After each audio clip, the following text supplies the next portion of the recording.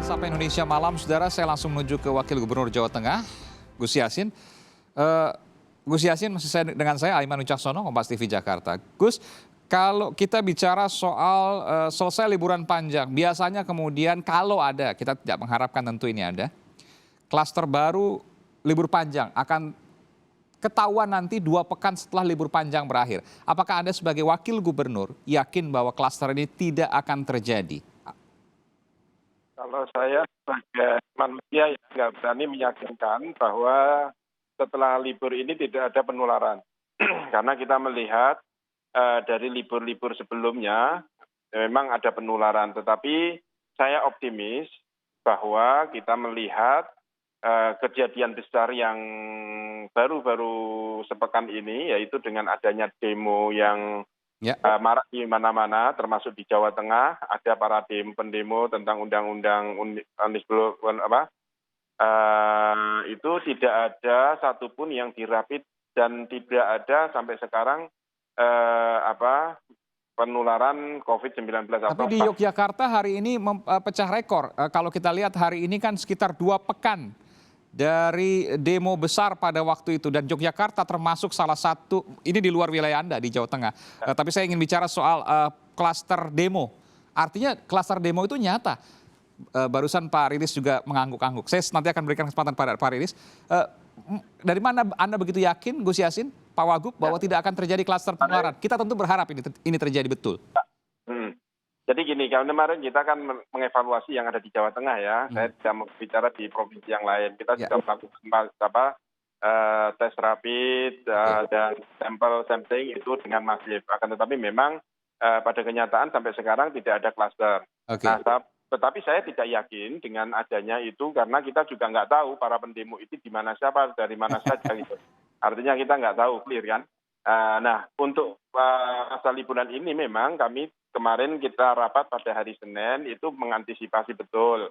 Bahkan di setiap wisata-wisata, destinasi-destinasi kita, kita berhubungan dengan TNI, Polri, terus ada Dinas Kesehatan, Kabupaten Kota, kita turunkan semuanya. Dikawal protokol kesehatannya?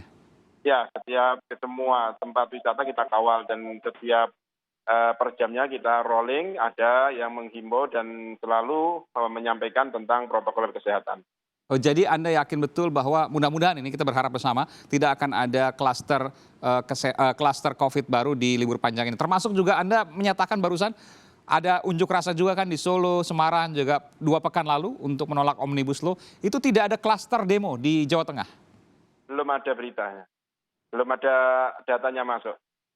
Luar biasa. Untuk liburan ini saya nggak yakin ya. Saya kalau menyatakan apakah tidak ada, saya nggak yakin.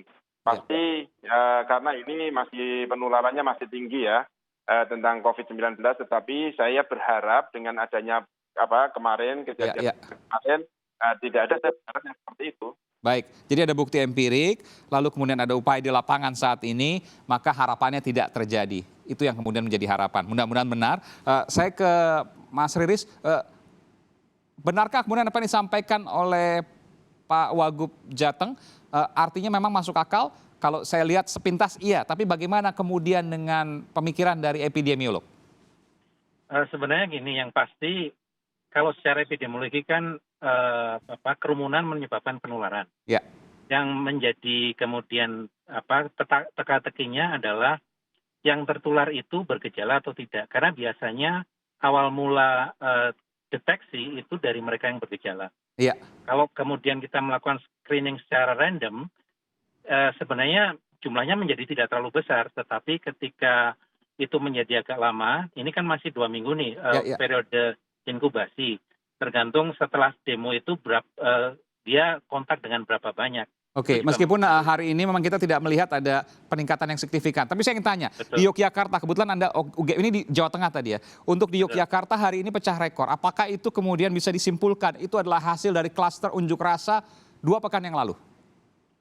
Belum tentu juga, karena kalau saya lihat data, sebagian ada screening yang tidak ditujukan secara spesifik pada mereka yang berdemo. Jadi kita tidak tahu, tapi apakah itu berkaitan? Bisa jadi. Jadi memang perlu ada penyelidikan Oke. epidemiologis lebih lanjut untuk itu. Kalau kita lihat juga dari 2 pekan lalu ada demo besar di hampir seluruh Indonesia, terutama di Pulau Jawa, juga angkanya tidak naik sekarang ini. Apakah kemudian bisa dikatakan bahwa klaster unjuk rasa yang terjadi 2 pekan lalu tidak terjadi pada pekan ini? Kembali bahwa tadi kalau seringkali klaster itu dimulai dari mereka yang bergejala. Ketika bergejala ada penyelidikan, ada kontak tracing, kemudian menemukan bahwa penularannya sudah meluas. Ya. Jadi pemuda atau orang muda itu kan biasanya banyak yang tidak bergejala. Sehingga mereka tidak ada alasan untuk terdeteksi. Kira kemungkinan bisa seperti itu penjelasannya. Baik, tentu kita berharap bahwa tidak ada klaster baru dari unjuk rasa dan juga dari libur panjang pada kemarin, hari ini hingga hari Minggu nanti.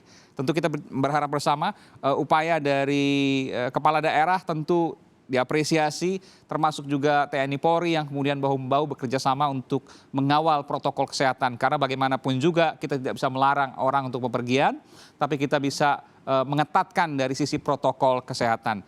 Mudah-mudahan tidak terjadi, kita akan lihat nanti sama-sama 2 pekan. Dan kita berharap bersama upaya yang dilakukan hari ini akan membuahkan hasil 2 pekan ke depan, tidak akan terjadi klaster penularan baru. Terima kasih Wakil Gubernur Jawa Tengah, Taj Yassin. Gus Yassin, selamat malam, Assalamualaikum. Dan juga Mas Riris Andono, epidemiolog dari Universitas Gadjah Mada, Yogyakarta. Terima kasih sekali lagi, selamat malam, sehat selalu.